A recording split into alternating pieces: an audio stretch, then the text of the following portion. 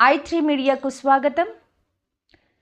అనంతపురం 41.20 లక్షల నగదు, 8 సెల్ ఫోన్లు, car, 20 ATM cards, 15 SIM cards, 5 bank పాస్బుక్లు, 10 చెక్ బుక్లు, 2 రూటర్స్ స్వాధీనం. 5 సైబర్ నేరగాళ్ల ముఠా అరెస్ట్.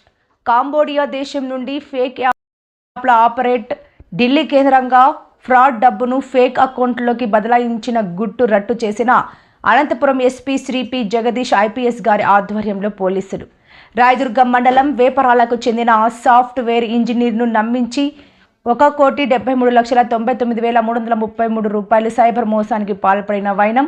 దేశవ్యాప్తంగా క్రియేట్ చేసిన 13 ఫేక్ అకౌంట్లోకి సదరు డబ్బు వెళ్లినట్లు దర్యాప్తులో వెల్లడి. కొనసాగుతున్న సమగ్ర విచారణ.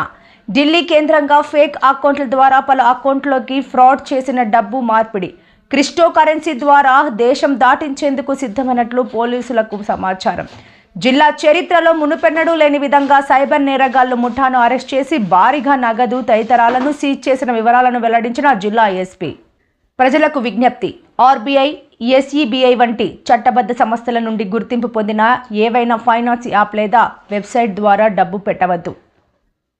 గ్యారంటీ లాభం అని చెప్పే ప్రతి ఇన్వెస్ట్మెంట్ స్కీమ్ను సందేహంతో చూడండి. డబ్బు పంపే ముందు కంపెనీ యొక్క వెబ్సైట్ రివ్యూలు, రిజిస్ట్రేషన్ వివరాలు తెలుసుకోండి. ఆన్లైన్ గేమింగ్ యాప్ల కోసం అంటూ సైబర్ నేరగాళ్లు విసిరే వలలో పడి కమిషన్ కోసం ఆశపడి మీ బ్యాంక్ ఖాతాలను సైబర్ నేరగాళ్ల చేతిలో పెట్టొద్దు. అమాయక ప్రజల కోట్ల రూపాయల సొమ్ము దోచుకోవడంలో భాగం కావద్దు. ప్రజలు వాడకంలో లేని తమ బ్యాంక్ ఖాతాలను వెంటనే రద్దు చేసుకోవాలి, లేదంటే అవి సైబర్ నేరగాళ్ల చేతుల్లోకి వెళ్ళి సైబర్ నేరాల కోసం వాడుకునే అవకాశం ఉంది. ఎలాంటి అనుమానాస్పద లింకు వచ్చినా క్లిక్ చేయకుండా చూడండి.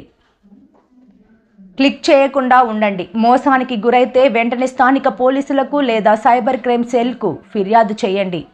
ఫిర్యాదులకు national cyber helpline 1930, website www.cybercrime.government.in.